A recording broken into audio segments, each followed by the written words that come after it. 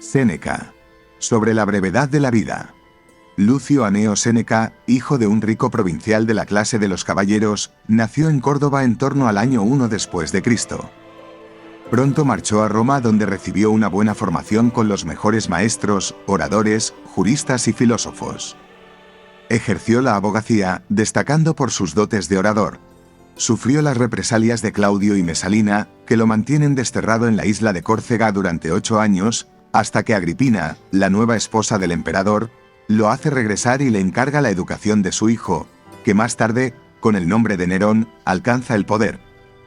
Durante el mandato de este, Séneca controla la política romana intentando dar juego al Senado y repartiendo cargos entre gente fiel a sus proyectos. Poco a poco, Nerón se emancipa de las influencias de la madre, a la que hace asesinar, y del viejo maestro, al que, tras haber sido revelado su nombre como participante de un complot político, se le envía la orden de suicidarse. La muerte se muestra esquiva al condenado y solo llega después a abrirse las venas de brazos y piernas, tomar la cicuta y sofocarse con los humos de unos baños, 65 después de Cristo.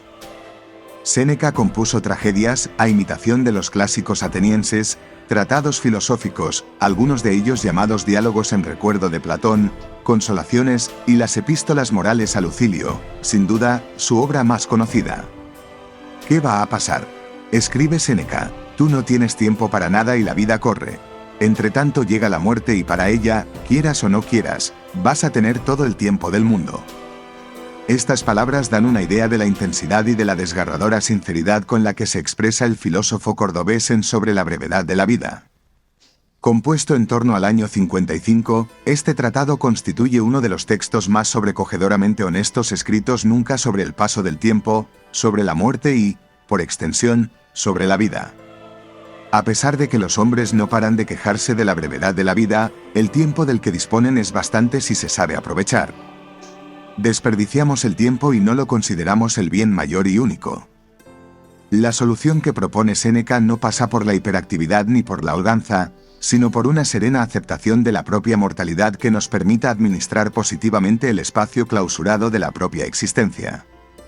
La voz del viejo sabio, volcada aquí en una nueva e impecable traducción realizada por Francisco Socas, traspasa, rotunda, épocas y siglos.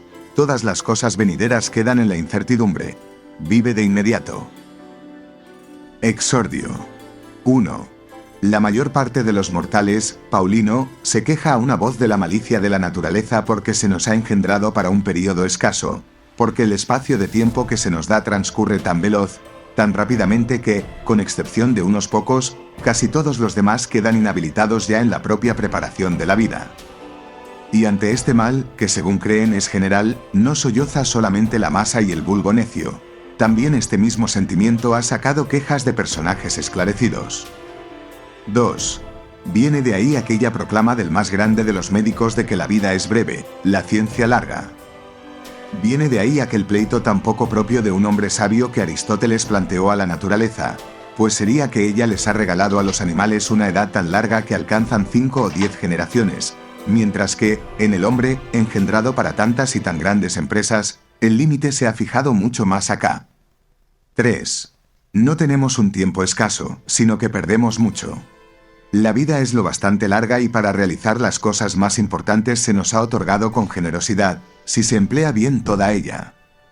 Pero si se desparrama en la ostentación y la dejadez, donde no se gasta en nada bueno, cuando al fin nos acosa el inevitable trance final, nos damos cuenta de que ha pasado una vida que no supimos que estaba pasando. 4.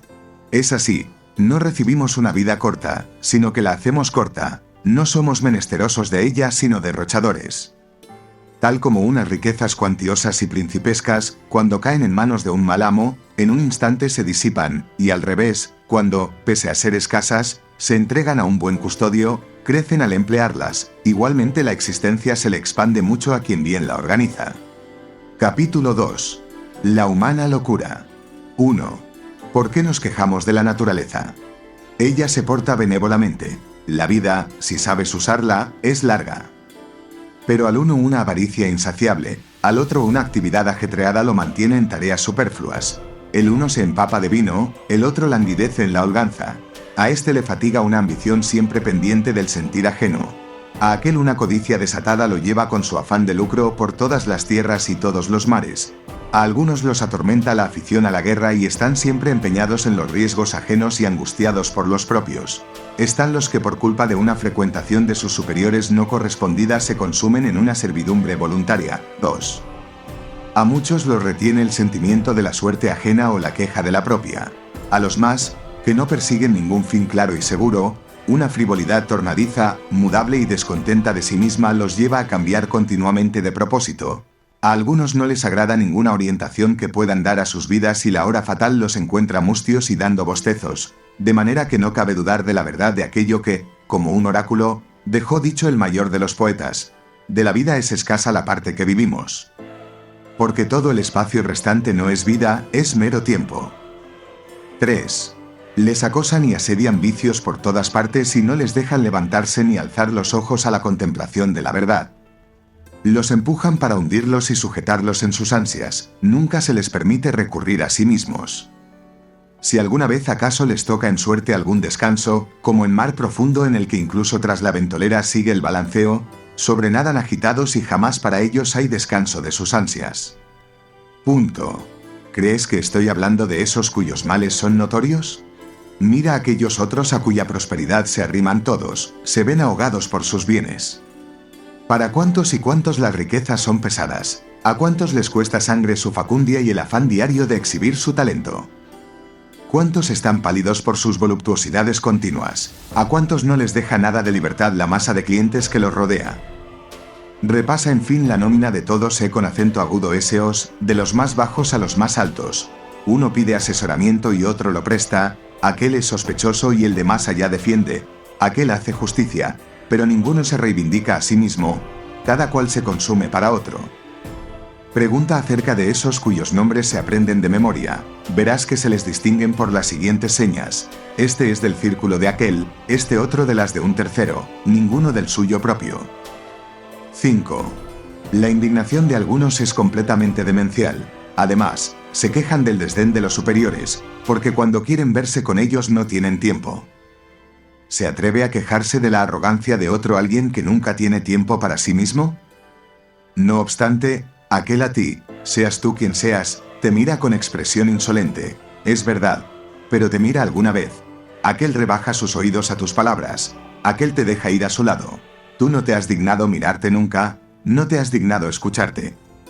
Así que no tienes por qué imponer tales obligaciones a nadie, puesto que ciertamente, cuando obrabas así, no querías estar con otro, sino que no podías estar contigo mismo. Capítulo 3. Echando cuentas. 1. Por más que todos los talentos que alguna vez brillaron estén de acuerdo en ello, nunca se asombrarán lo bastante de esta ceguera de la mente que muestran los hombres. No consienten que ninguno ocupe sus fincas. Si surge la menor disputa acerca del trazado de las lindes, recurren a pedradas y puñales. Dejan a otros adentrarse en sus vidas. Más todavía por su propia cuenta hacen que otros en adelante se adueñen de ella. No se halla nadie que quiera distribuir su dinero. La vida en cambio entre cuántos y cuántos la reparte cada cual. La gente es estricta en preservar el patrimonio. En cuanto llega la hora de perder tiempo, es muy derrochadora de aquello en lo que únicamente es honroso ser avaro. 2. Qué bien estaría emprenderla con uno del grupo de los viejos. Vemos que has llegado al término final de una vida humana. Alcanzas los 100 años o más allá. Haz que tu vida eche las cuentas.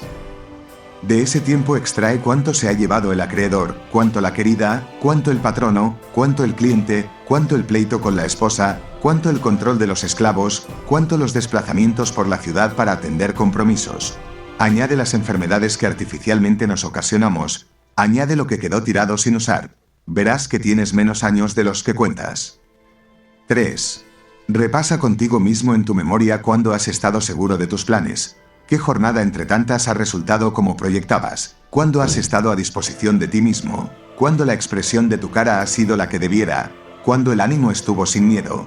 ¿Qué labor tienes acabada en tan largo periodo? ¿Cuántos y cuántos han despedazado tu vida sin darte tú cuenta de lo que perdías? ¿Cuánto te ha quitado el resentimiento vano, la alegría estúpida, el deseo ansioso, las relaciones lisonjeras? ¿Qué poco de lo tuyo se te ha dejado? Comprenderás que vas a morir prematuramente. 4. Así que ¿dónde está la razón de todo esto? Vivís como si fuerais a vivir siempre, nunca reparáis en vuestra fragilidad, no calculáis cuánto tiempo ha pasado ya para vosotros, como si sacarais del total y sobrante lo perdéis, cuando a las veces ese día precisamente que se le dedica a alguien o a algún negocio sea acaso el último. Todo como mortales lo teméis, todo como inmortales lo anheláis. 5. Oirás a la mayoría decir: a partir de los 50 me retiraré a descansar, los 60 años me librarán de obligaciones. Pero ¿a quién tomarás que te avale una vida lo bastante larga? ¿Quién dará permiso para que eso salga como dispones? ¿No te da vergüenza reservar para ti los rebojos de tu vida y destinar para el bien espiritual solo ese tiempo que no se puede dedicar a ninguna cosa? ¿Qué tarde es empezar a vivir justamente cuando hay que dejarlo? ¿Qué olvido de nuestra mortalidad tan estúpido aplazar los planteamientos sensatos para los 50 o los 60 años y pretender empezar la vida en un momento al que pocos logran llegar? Capítulo 13. Ejemplos. 1. A los hombres más poderosos y encumbrados verás que se les escapan frases que revelan que desean el tiempo libre, lo alaban y lo prefieren a todos sus bienes. Ansían, entretanto, si pudieran hacerlo sin riesgo, bajar de su cumbre, pues, aunque desde fuera nada les amenace ni golpee, sobre sí misma su fortuna, ella sola, se derrumba. Augusto. 2. El divino Augusto, a quien los dioses le concedieron más cosas que a nadie, nunca dejó de suplicar descanso para su persona y de solicitar que lo eximieran de la política. Toda su conversación desembocaba en eso de esperar su jubilación. Distraía sus fatigas con este consuelo, aunque engañoso, dulce al menos, de un día llegar a vivir para provecho propio. 3. En cierta carta que mandó al Senado, después de prometer que su retiro no estaría exento de dignidad ni discreparía de su anterior prestigio, hallé estas palabras: pero esas cosas son más bonitas de hacer que de prometer. Aunque a mí las ganas de un tiempo tan deseable me han arrastrado tan lejos, que, como la alegría de la realidad se aplaza de momento, percibo de antemano algo de gusto a partir tan solo de dulces palabras. 4. El tiempo libre le pareció una cosa tan grande, que la tomó de antemano con la imaginación, ya que en la práctica no podía. El que veía que todos los asuntos dependían de él solo, el que asignaba su suerte a hombres y naciones, imaginaba con la mayor alegría el día en que se despojara de su grandeza. 5. Había comprobado cuánto sudor le costaban aquellos bienes que resplandecían por todas las tierras, cuántas preocupaciones secretas tapaban. Obligado a lidiar con las armas contra conciudadanos primero, después contra colegas, finalmente contra parientes, derramó sangre en mar y tierra. Viajando en torno a través de Macedonia, Sicilia, Egipto, Siria y Asia y casi todos los territorios, dirigió contra enemigos exteriores unos ejércitos ya cansados de matar romanos. Mientras pacifica a los Alpes y sojuzga a enemigos presentes en medio de un imperio pacificado, mientras desplaza las fronteras más allá del Rin y del Éufrates y del Danubio, en la propia Roma las espadas de Murena, Cepión, Lépido, Ignacio y otros contra él se afilaban. 6. Todavía no había escapado a las asechanzas de estos y ya su hija y tantos jóvenes nobles comprometidos, a manera de juramento, mediante adulterio, también Julo y otra vez una mujer temible en compañía de un Antonio, aterrorizaban su edad quebrantada. Había sajado estas llagas junto con los propios miembros, otras brotaban por debajo, como un cuerpo cargado de mucha sangre reventaba por alguna otra parte. Con que añoraba el tiempo libre, esperándolo e imaginándolo reposaban sus fatigas, esta era la plegaria de aquel que podía hacer que se cumplieran las plegarias de los otros. Dulo 5. Cicerón. 1. Marco Cicerón, zarandeado entre Catilinas, Clodios, Pompeyos y Crasos, en parte adversarios manifiestos, en parte amigos dudosos, mientras se bambolea con la República y la sostiene a punto de irse a pique, arrastrado al fin, sin descansar en la prosperidad ni soportar las adversidades. ¿Cuántas veces renegó de aquel consulado suyo alabado por él no sin razón? Pero demasiadas veces. 2. ¿Qué expresiones tan llorosas revela en una carta a Ático, cuando ya Pompeyo padre había sido vencido, y el hijo rehacía en Hispania su ejército derrotado? ¿Quieres saber? Dice, ¿lo que hago aquí? Aguardo en mi finca de Tusculano medio prisionero. Añade luego otras cosas lamentando su época anterior, quejándose del momento presente y desesperado del provenir. 3. Medio prisionero se reconoció Cicerón. Pero, vaya que sí, Nunca el sabio se rebajará a términos tan bajos, nunca estará medio prisionero, siempre gozará de entera y real libertad, suelto y dueño de sí mismo y puesto por encima de los otros. Pues ¿qué puede estar por encima de aquel que está por encima de la fortuna? Capítulo 6. Livio Druso. 1. Livio Druso, un hombre áspero e impulsivo, cuando, asistido en torno por una masa enorme proveniente de Italia entera, promovía leyes revolucionarias y males como los de los Gracos sin comprender bien el resultado de aquellas empresas que ni le estaba permitido realizar ni, una vez empezadas, podía abandonar, se cuenta que, renegando de aquella vida que desde sus comienzos fue inquieta, dijo que era el único que ni de niño había tenido jamás vacaciones. Y es que estando aún bajo tutela y gastando ropa de niño se atrevió a interceder por unos reos ante los jueces e interponer su influencia en el foro con tanta eficacia que se sabe que algunos juicios fueron arrastrados por él a donde quería. 2. ¿Hasta dónde no alcanzaría al reventar tan prematura ambición? Tendrías que suponer que una osadía tan precoz iba a desembocar en un mal enorme tanto privado como público. Tarde, pues, se lamentaba de no haber tenido vacaciones quien desde niño fue alborotador y un engorro en el foro. Se discute si él por su propia cuenta se dio el golpe, pues de pronto, con una herida en la ingle, cayó a tierra, mientras alguno que otro dudaba si su muerte había sido voluntaria, ninguno si había sido oportuna. 3. Está de más mencionar a muchos que, aunque a otros les parecieran muy felices, ellos por su cuenta prestaron testimonio veraz contra sí mismos y aborrecieron cada actuación suya al cabo de los años. Pero con estas quejas ni cambiaron a otros ni a sí mismos. Y es que una vez que las palabras ya brotaron, los sentimientos se deslizan de nuevo a lo acostumbrado. 4. Vuestra vida, vaya que sí, aunque alcance más de 1000 años, se reduce a algo de lo más estrecho. Esos vicios no hay periodo de tiempo que no devoren. Realmente este espacio, que la razón dilata aunque por naturaleza corre, es forzoso que pronto se os escape, pues no sujetáis ni retenéis ni ponéis freno a la cosa más veloz de todas, sino que dejáis que se marche como algo superfluo y recuperable. Capítulo 7. El arte de vivir. 1. En primer lugar, sin embargo, pongo en la lista a aquellos que no tienen tiempo para ninguna cosa que no sea el vino y la lascivia, pues no hay nadie que se emplee en nada más vergonzoso. Los otros, pese a que se dejan dominar por una vana imagen de honra, yerran sin embargo con lucimiento, aunque me menciones uno a uno los avaros, los iracundos o los que practican odios injustos y guerras, todos esos pecan muy virilmente. La podredumbre de los que se entregan al vientre y a la lascivia es deshonrosa. 2.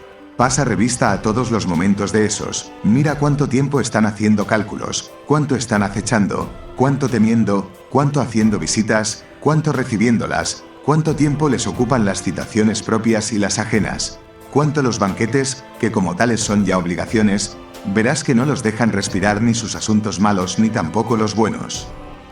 3. En fin, todos están de acuerdo en que ninguna cosa se puede practicar por parte de un hombre ocupado, ni la elocuencia, ni los saberes liberales, ya que un espíritu agobiado no asimila nada con profundidad, sino que lo rechaza todo como impuesto. Nada concierne menos al hombre ajetreado que el vivir, en ningún otro asunto es el conocimiento más difícil.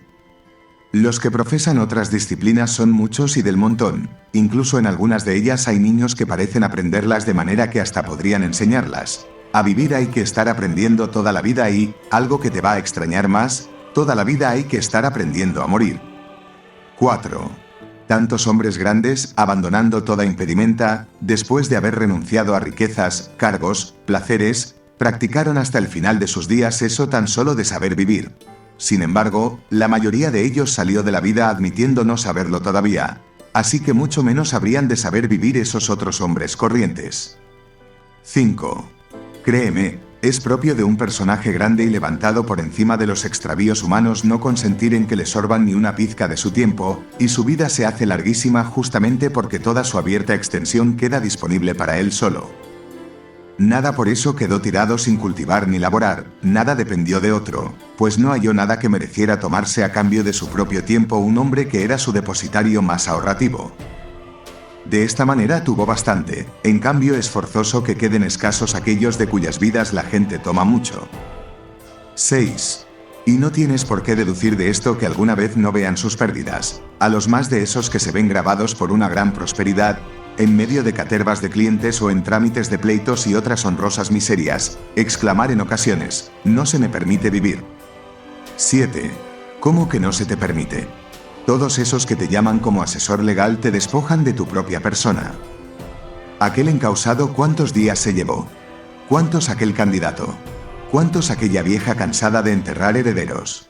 ¿Cuántos aquel que para incomodar la avaricia de los cazas testamentos se finge enfermo?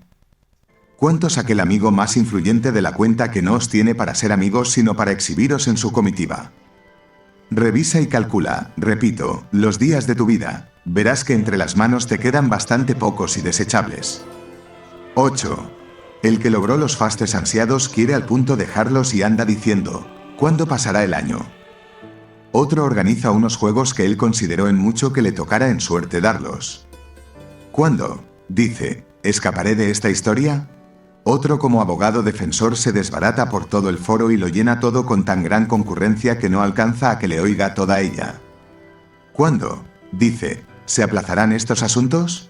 Cada cual acelera su vida y padece añoranzas del futuro y hastío del presente. 9. En cambio, aquel otro que no hay momento que no aproveche para sus propias cosas, que organiza cada jornada como si fuera la última, ni anhela el mañana ni de él recela. Pues qué nuevo deleite queda que pueda aportártelo ninguna hora. Todo ya se conoce, todo ya se ha experimentado hasta la saciedad. Del resto, que la pura suerte disponga como quiera. La vida está ya en seguro, a ella se le puede añadir, no sustraer nada, y añadirle será como poner algo más de comida al harto y lleno. Toma lo que ya no desea. 10. No tienes por qué pensar en razón de sus canas y arrugas que alguien ha vivido mucho tiempo. Ese no ha vivido mucho, sino que ha estado ahí mucho tiempo. ¿Qué pasaría si pensaras que ha navegado mucho uno al que una tempestad muy dura al salir del puerto lo arrastró de acá y para allá y con los tumbos de unos vientos que arremeten por puntos opuestos lo mueve en círculos dentro del mismo espacio? Ese no navegó mucho, sino que lo han zarandeado mucho. Capítulo 8. El desprecio del bien más preciado. 1. Suelo extrañarme cuando veo a los unos pedir tiempo y a los otros, los solicitados, dispuestos a dárselo. Unos y otros atienden a aquello por lo que se pide el tiempo, ninguno al tiempo en sí, se pide como si no fuera nada, como si no fuera nada se da. Se juega con el bien más valioso de todos, pero los engaña el que sea un bien incorpóreo, el que no esté a la vista, de manera que se considera muy barato, más todavía, que su precio es casi nada. 2. Las pensiones, los subsidios la gente las recibe con mucho cariño y en ellos invierte su esfuerzo, su trabajo o su empeño. Nadie aprecia el tiempo, se le maneja con soltura, como si fuera gratuito. Ahora bien, esos mismos. Mira como cuando enferman, si hay peligro de muerte. Se postran suplicantes ante los médicos, como si temen la pena de muerte, están dispuestos a gastar todo lo que tienen con tal de seguir vivos. Tan grande es en ellos la disparidad de sus sentimientos. 3. Y es que si, tal como el de los pasados, se le pudiera poner delante a cada cual el número de sus años futuros, ¿cómo temblarían al ver que les quedaban pocos? ¿Cómo mirarían por ellos? Como que es fácil administrar lo positivo aunque sea escaso, hay que guardar con mayor cuidado aquello que no sabes cuándo habrá de faltarte. 4. Y no tienes por qué pensar sin embargo que ellos desconozcan lo mucho que vale esa cosa, suelen decir a los que quieren muchísimo que están dispuestos a darles una parte de sus años. Se los dan sin darse cuenta y se los dan, además de manera que se los restan a sí mismos sin añadírselos a los otros. Pero no se dan cuenta precisamente de que se los restan, por eso soportan ellos esa pérdida derivada de una resta inadvertida. 5. Nadie te restituirá esos años, nadie de nuevo te devolverá tu propia persona. Irá por donde antes solía la vida, sin echar atrás o retener su carrera. No armará jaleo ninguno, no te dará aviso ninguno de su velocidad, se deslizará callada. Ella no llegará más lejos por mandato de rey ni por aprobación del pueblo. Tal como la dejaron salir el primer día habrá de correr, nunca hará etapa, nunca se entretendrá. ¿Qué pasará? Tú estás atareado, la vida se apresura. Llegará entre tanto la muerte, para la cual, lo quieras o no, habrás de tener tiempo de sobra. Capítulo 9. Vivir el presente. 1. ¿Puede haber algo más estúpido que la actitud de algunos? Me refiero a esos hombres que presumen de ser previsores. Andan empeñados en demasiadas tareas para poder vivir mejor, equipan la vida a base de gastar vida. Sus pensamientos los dirigen a la lejanía. Pero, claro, el desperdicio mayor de vida es la dilación. Ella anula cada día que se va presentando. Ella escamotea lo presente en tanto promete lo de más allá. El mayor estorbo del vivir es la expectativa que depende del mañana y pierde lo de hoy. Dispones de lo que está puesto en manos de la suerte, abandonas lo que está en las tuyas. ¿A dónde miras? ¿A dónde te orientas? Todas las cosas venideras quedan en la incertidumbre. Vive de inmediato. 2. Ahí tenemos al más grande poeta que vocea y, como acicateado por un espasmo divino, canta su verso saludable. Cada día bueno que a los pobres mortales les llega en la vida es el primero que escapa. ¿Cómo es que vacilas? Dice, ¿cómo es que te paras?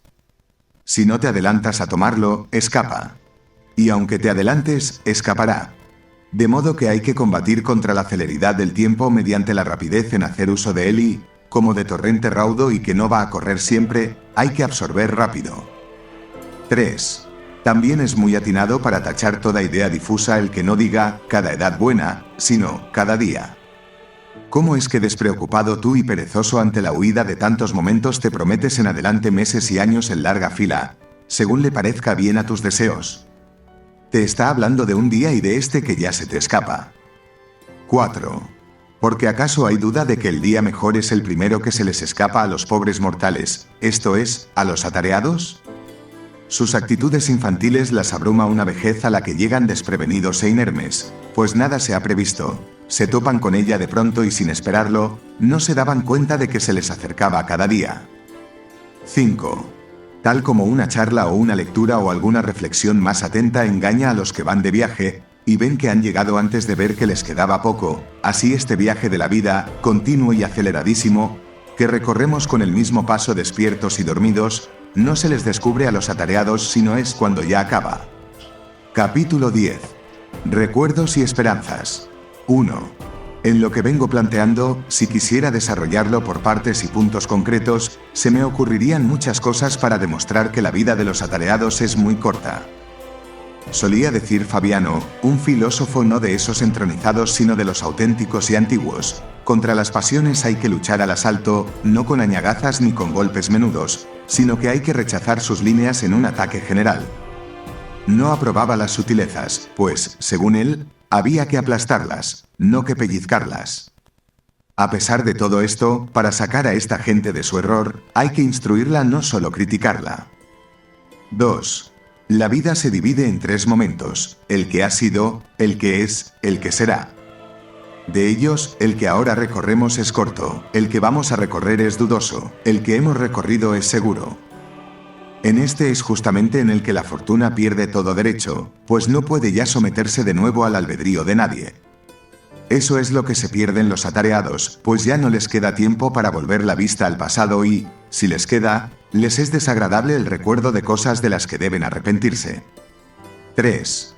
A desgana, pues, dirigen su atención atrás hacia tiempos mal llevados, sin atreverse a tantear de nuevo momentos cuyos vicios, incluso los que merced a las alcahueterías del placer de entonces se les escamoteaban, se manifiestan ahora al repasarlos. Ninguno, si no es aquel que todo lo ha hecho a la vista de su propia censura, esa que nunca se deja engañar, se vuelve gustoso hacia el pasado. 4. Aquel otro que con ansias ambicionó muchas cosas, despreció con soberbia, venció con prepotencia, engañó con alevosía, sustrajo con avaricia, gastó con derroche, es forzoso que tenga miedo de sus propios recuerdos.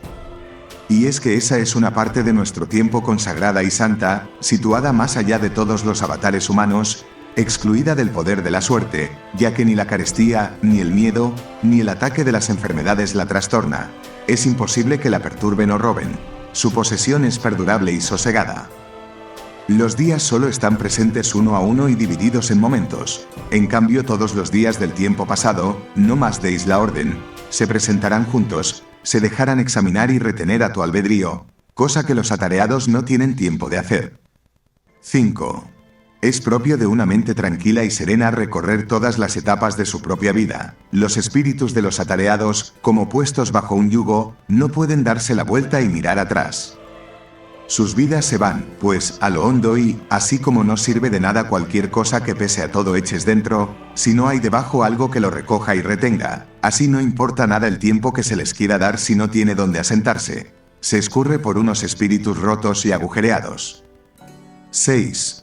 El tiempo presente es cortísimo, tanto que algunos creen que no es nada, toda vez que siempre está de camino, discurre y se acelera. Deja de ser antes de llegar, y no se permite una parada tal como tampoco se la permiten el firmamento y los astros, cuyo paso siempre inquieto nunca permanece en un mismo sitio. De manera que a los atareados solo les corresponde el tiempo presente, que es tan corto que no se puede agarrar, y ese mismo tiempo, puesto que están distraídos en tantas cosas, se les escamotea. Capítulo 11. Al encuentro de la muerte. 1. En fin, ¿quieres saber hasta qué punto viven poco tiempo? Mira cuánto anhelan vivir largo tiempo. Ancianos decrépitos mendigan en sus oraciones el añadido de unos pocos años, simulan ser de menor edad de la que son, se halagan a sí mismos con mentiras y se engañan tan a gusto como si a la vez le dieran el pego al destino. Ahora bien, cuando algún achaque les recuerda su mortalidad, mueren despavoridos, no como si salieran de la vida, sino como si los arrancaran de ella.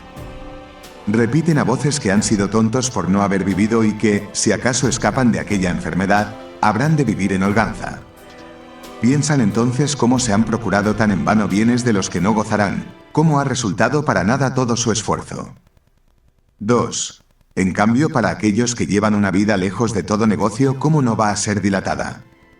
Nada de ella se delega, nada se dispersa acá y allá, nada de ahí se confía a la suerte, nada destruye la dejadez, nada se detrae con donaciones, nada es superfluo, toda entera por así decirlo está rentando. Por poquita que sea abastece con suficiencia, y por eso, cuando a la sazón llegue el último día, el sabio no dudará en ir al encuentro de la muerte con paso decidido. Capítulo 13. El ocio de los hombres de letras. 1. Es largo repasar los casos particulares de aquellos cuyas vidas consumen o el ajedrez o la pelota o el afán de broncearse al sol. No están desocupados aquellos cuyos placeres suponen mucha ocupación. Porque nadie pondrá en duda que no hay cosa que no hagan sin esfuerzo grande los que se entretienen en inútiles estudios literarios, una tropa que ya también en Roma es grande. 2. Propia de griegos fue esa enfermedad de indagar qué número de remeros llevaba Ulises, si se escribió primero la Ilíada o la Odisea, si las dos además son de un mismo autor y más cosas de este tipo, las cuales, si tú las dejas para ti, nada aprovechan a tu íntima conciencia y, si las publicas, no parecerás más sabio sino más pesado. 3. Mira por dónde a los romanos también les atacó ese afán de aprender cosas superfluas. Por estos días he oído a un individuo relatar las empresas que hizo por vez primera cada general romano. El primero que ganó una batalla naval fue Duilio 46. El primero que en un desfile triunfal llevó elefantes fue Curio Dentato. Todavía esas cosas, aunque no atienden a la gloria auténtica, al menos versan sobre casos de acciones civiles. No es beneficioso tal conocimiento y es sin embargo capaz de entretenernos en asuntos brillantemente vanos. 4. Dejemos también para los que indagan por ahí quién convenció primero a los romanos para que embarcaran. Fue Claudio, llamado Cáudice 48 precisamente porque la trabazón de muchas tablas se llamaba entre los antiguos Caudec. Por eso las tablas oficiales se denominan códices y a los barcos todavía ahora que siguiendo una vieja práctica traen las provisiones por el Tíber se llaman codiciarios. 5. Bien haría al caso también eso de que Valerio Corvino fuera el primero que venció a Mesana y el primero de la familia de los Valerios que, tomando el nombre de esa ciudad tras conquistarla, se llamó Mesana y luego cuando la gente poco a poco cambió las letras le dijeron Mesala. 6.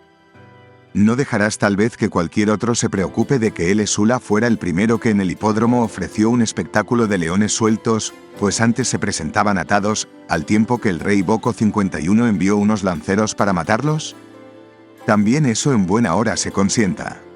Pero el que Pompeyo fuera el primero en haber ofrecido en el hipódromo una lucha de 18 elefantes enfrentados como en batalla a unos condenados 52, ¿tiene que ver con ninguna cosa buena? El primero de la ciudadanía, y entre los antiguos prohombres, según es fama, uno de calidad destacada, consideró un tipo de espectáculo memorable eliminar personas de una manera nueva. ¿Se defienden? Es poco. ¿Quedan desgarrados? Es poco. Que los tritur la masa enorme de los animales. 7. Mejor era que tales cosas cayeran en olvido, para que luego ningún poderoso aprendiera y, picado, emulara una acción muy poco humanitaria. Oh, cuánta niebla pone delante de nuestras mentes la prosperidad grande. Él creyó estar entonces por encima de la naturaleza, al enfrentar tantas catervas de hombres desdichados a bestias nacidas bajo otro cielo, al meter guerra entre animales tan diferentes, al derramar mucha sangre a la vista del pueblo romano al que pronto obligaría a derramar más todavía de la suya propia. Ese mismo más tarde, sin embargo, traicionado por la desleal Alejandría, se entregaría al último esclavo para que lo traspasara, comprendiendo al fin en la jactancia vana de su sobrenombre. 8. Pero, para regresar al punto de donde me aparté y mostrar en esta misma materia el esmero superfluo de algunos, ese mismo individuo contaba que Metelo, cuando marchaba en triunfo tras derrotar a los cartagineses en Sicilia, fue el único entre todos los romanos que llevó delante de su carro 120 elegantes cautivos, que Sula fue el último de los romanos que ensanchó el pomerio, el cual nunca fue costumbre entre los antiguos que se ensanchara con la adquisición de suelo provincial, sino itálico. Saber esto es más provechoso que saber que el monte Aventino estaba fuera del pomerio, como él aseguraba, por una de estas dos razones, bien porque la plebe se retiró allá, bien porque cuando Remo estaba oficiando los auspicios en ese lugar no les llegaron las aves, e innumerables cosas además, que o son falsas o poco menos que mentiras. 9. Porque, aunque uno admita que ellos dicen todas esas cosas de buena fe, aunque escriban para ilustrar, ¿a quién rebajarán sus errores tales cosas sin embargo? ¿A quién le reprimirán sus deseos? ¿A quién harán más valiente, más justo, más generoso? Nuestro amigo Fabiano decía dudar a veces si no sería mejor no arrimarse a ningún estudio antes que enredarse en ellos. Capítulo 14. Dedica tu ocio a conversar con los sabios del pasado. 1. Los únicos entre todos que están desocupados son los que dedican su tiempo a la sabiduría. Son los únicos que viven, pues no solo preservan bien su época, le añaden el tiempo todo. Sean los que sean los años que antes que ellos han transcurrido, ellos los adquieren para sí. Si no somos muy desagradecidos, aquellos celebérrimos iniciadores de dictámenes sagrados nacieron para nosotros, prepararon la vida para nosotros. Hacia bienes muy hermosos sacados de las tinieblas a la luz por el esfuerzo ajeno nos van llevando. No tenemos cerrado el paso hacia ninguna época, nos admiten en todos lados y, si cabe con la grandeza de ánimo traspasar las angosturas de la poquedad humana, hay mucho tiempo por el que podemos pasearnos. 2. Es posible discutir con Sócrates, dudar con Carneades, serenarnos con Epicuro, superar la naturaleza humana con los estoicos, salir fuera de ella con los cínicos. Puesto que la naturaleza admite que lleguemos a ser copropietarios de todas las épocas, ¿por qué desde este tramo escaso y perecedero de tiempo no nos entregamos de todo corazón a esas realidades que son inmensas, que son eternas, que compartimos con los mejores? 3. Con acento agudo esos que corren en medio de sus compromisos, que se desasosiegan a ellos mismos y a los demás, cuando ya estén bien locos, cuando día a día hayan recorrido los umbrales de todos sin pasar de largo ante ninguna puerta abierta, cuando hayan llevado en torno su interesado saludo por las casas más alejadas, ¿a cuántos en concreto podrán ver en una ciudad tan enorme y desgarrada entre intereses tan diversos? 4. ¿Cuántos por tener sueño o por regalones o por desconsiderados los despacharán sin más? ¿Cuántos después de haberlos torturado largo rato pasarán de largo ante ellos pretextando tener prisa? ¿Cuántos evitarán asomar por el atrio atestado de clientes y escaparán por los oscuros pasillos de sus mansiones como si no fuera más inhumano engañar que no tener en cuenta? ¿Cuántos medio dormidos por el desenfreno de la víspera y enfadados con aquellos pobres, que han roto su propio sueño para aguardar a que otro despierte, repiten, entre bostezos más que desdeñosos, con los labios apenas entreabiertos, el nombre que le han apuntado 1000 veces? 5. ¿Pensamos que estos se entretienen en obligaciones auténticas? Podemos decir eso de aquellos que diariamente quieren tener como sus más allegados a Zenón, a Pitágoras y Demócrito, y a todos los demás sacerdotes de las buenas artes, a Aristóteles y Teofrasto. Ninguno de estos dejará de tener tiempo libre, ninguno despachará a quien a él acuda sin hacerlo más dichoso, más conforme consigo mismo. Ninguno consentirá que nadie se vaya de su lado con las manos vacías. Reunirse con ellos de noche, reunirse de día pueden hacerlo todos los mortales. Capítulo 15. Los sabios alargan y enriquecen tu vida. 1. Ninguno de estos te obligará a morir, todos te enseñarán a ello. Ninguno de estos gastará tus años, te prestará los suyos. Con ninguno de estos será peligrosa la charla, con ninguno será la amistad comprometida, con ninguno costará caro el trato. Tomarás de ellos lo que quieras, por ellos no quedará que tú les saques todo lo que seas capaz. 2. ¡Qué prosperidad! ¡Qué hermosa vejez aguarda a aquel que se agrega a su clientela! Tendrá con quienes deliberar sobre las cuestiones más pequeñas y sobre las más grandes, a quienes consultar diariamente sobre sí mismo, de quienes oír la verdad sin desdoro, recibir alabanzas sin adulación, a quienes hacerse semejante. 3. Solemos decir que no estuvo en nuestro poder qué clase de padres había de caernos en suerte, que se nos dieron por azar. Ahora bien, a nosotros se nos permite nacer a nuestro albedrío. Están ahí las familias de los más nobles talentos. Escoge en cuál quieres entrar. Tu adopción no solo te dará un nombre, sino esos bienes justamente que no habrá que custodiar con mezquindad ni malicia. Se irán haciendo tanto mayores cuanto con más gente los compartas. 4. Estos te proporcionarán un camino hacia la eternidad y te alzarán a un sitio de donde a nadie echan abajo.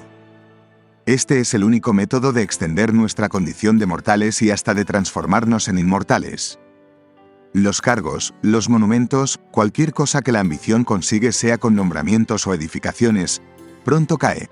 No hay nada que no lo derruya una larga vejez y lo revoque. No puede en cambio perjudicar a los bienes consagrados por la sabiduría. Ninguna edad los abolirá, ninguna los achicará. La siguiente y la que luego venga le añadirán siempre algo más de prestigio, puesto que la envidia se ejerce en lo cercano y admiramos con mayor franqueza las cosas lejanas. 5. De manera que la vida del sabio se extiende mucho, a él no lo encierran los mismos límites que a los otros, es el único que se ve libre de las leyes del género humano. Todas las épocas como a un dios le prestan servicio. Que algún momento ya pasó, lo posee mediante el recuerdo. Que es inminente, lo aprovecha. Que habrá de llegar, lo toma de antemano. Larga vida le otorga la reunión de todos los momentos en uno solo. Capítulo 16. El aburrimiento del rico. 1. Es muy corta y desasosegada la vida de aquellos que olvidan las cosas pasadas, descuidan las presentes, abrigan temores del porvenir. Cuando llegan al final, comprenden tarde los pobres cuánto tiempo han estado ocupados en no hacer nada. 2. Y no hay razón para que creas demostrar que ellos viven una vida larga según el argumento ese de que de vez en cuando llaman a la muerte. Los atormenta la imprevisión en medio de pasiones vagas y que desembocan en lo mismo que más temen. Desean a menudo la muerte justamente porque la temen. 3. Tampoco es un argumento para que los pongas entre los que viven mucho tiempo el hecho de que la jornada les parezca larga, el hecho de que, hasta que llega el momento convenido de la cena, se quejan de que las horas marchan lentas, y es que, si alguna vez las ocupaciones los dejan libres, se requeman desamparados en medio de la desocupación y no saben cómo organizarla, cómo salvarla. De manera que aguardan alguna ocupación concreta y todo el tiempo que hay en medio les es pesado, tanto, vaya que sí, como cuando se ha anunciado la fecha de un espectáculo de gladiadores, o cuando se espera la convocatoria de un festival o una diversión, quieren saltarse los días intermedios. 4. Toda dilación del acontecimiento esperado es para ellos larga, en cambio ese momento que desean es breve y veloz, y mucho más breve por culpa de su fallo. Pasan huyendo de un sitio a otro y no pueden detenerse en un solo deseo. Los días no son para ellos largos, sino odiosos. Por el contrario, qué escasas les parecen las noches que pasan en brazos de sus putas o entre copas. 5. De ahí vino también el delirio de esos poetas que alimentan con sus fábulas los errores de los hombres, pues, según ellos, Júpiter, lisonjeado las delicias de la cohabitación, hizo que una noche durara el doble. ¿Qué otra cosa es sino inflamar nuestros vicios eso de poner a los dioses en la lista de sus promotores y dar a nuestros padecimientos licencia excusada con el ejemplo divino? ¿Pueden con acento agudo eseos no parecerles cortísimas unas noches que compran tan caras? Pierden el día aguardando la noche y la noche temiendo el alba. Capítulo 17. La frustración del poderoso. 1. Hasta sus placeres son asustadizos y se ven alterados por diversos terrores. Cuando andan más alegres se les viene este pensamiento angustioso: ¿cuánto tiempo durará esto? Por causa de este sentimiento los reyes protestan de su propio poderío y no les complace su inmensa suerte, sino que el final que alguna vez llegará les espanta. 2. Cuando por los grandes espacios de las llanuras extendía su ejército, sin alcanzar a abarcar su número, sino tan solo sus dimensiones, aquel rey de Persia tan insolente, derramó lágrimas porque dentro de 100 años no quedaría ninguno de tantos jóvenes. Pero precisamente ese que los lloraba iba a acelerar su destino y se disponía a perder a unos en el mar, a otros en tierra, a otros en la batalla, a otros en la retirada, y en poco espacio de tiempo iba a gastar a aquellos por los que sentía temor para dentro de 100 años. 3. ¿Y cómo es que incluso sus gozos son asustadizos? Pues porque no se apoyan en principios sólidos, sino que se ven perturbados con esa misma frivolidad con que nacen. Pero ¿cómo crees que son para ellos los momentos que ellos mismos reconocen infelices, cuando incluso esos otros con los que se exaltan y se alzan por encima del hombre son poco auténticos? 4. Cada uno de nuestros bienes mayores está lleno de preocupación y en ninguna suerte confiamos menos que en la muy buena. Hace falta una segunda felicidad para proteger esa felicidad y hay que hacer ruegos otra vez por aquello que salió conforme a nuestros ruegos. Y es que todo lo que sucede por azar es inestable. Cuanto más alto se alza, tanto más propenso es a caer. Es así que a nadie le agradan las cosas caedizas. Luego por fuerza es muy desdichada, y no solo muy corta, la vida de aquellos que disponen con gran esfuerzo algo que habrán de poseer con uno mayor todavía. 5. Consiguen trabajosamente lo que quieren, retienen angustiados lo que consiguieron. Entre tanto no echan cuenta ninguna de un tiempo que no ha de volver jamás. Nuevas ocupaciones suplantan a las antiguas, una esperanza suscita otra esperanza, una ambición otra nueva ambición. No se busca el final de las desgracias, sino que se cambia su trama.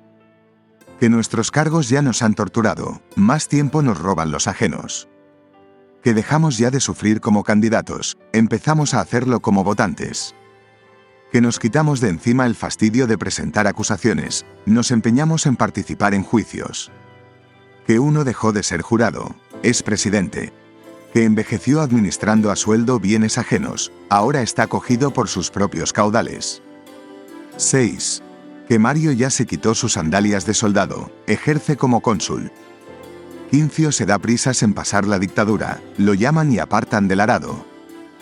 Marchará contra los cartagineses un Escipión aún no maduro para tan gran empresa.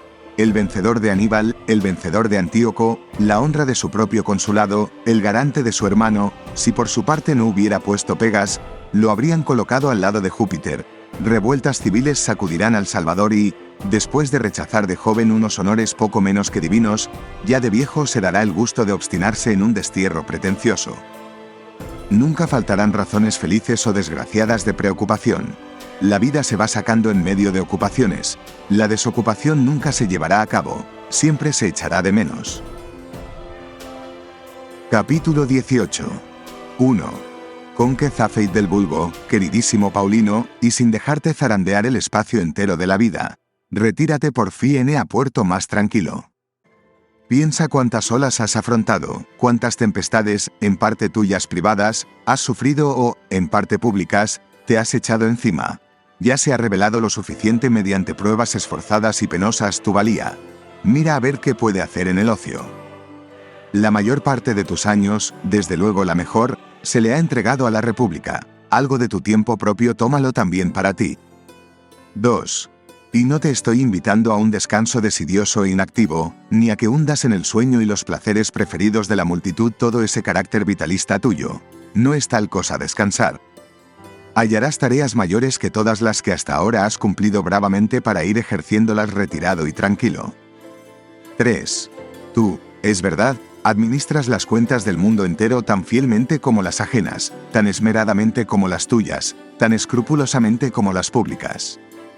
Logras simpatías en unas funciones en las que evitar el odio es difícil, pero, sin embargo, créeme, es mejor saber las cuentas de la propia vida que las del trigo público. 4.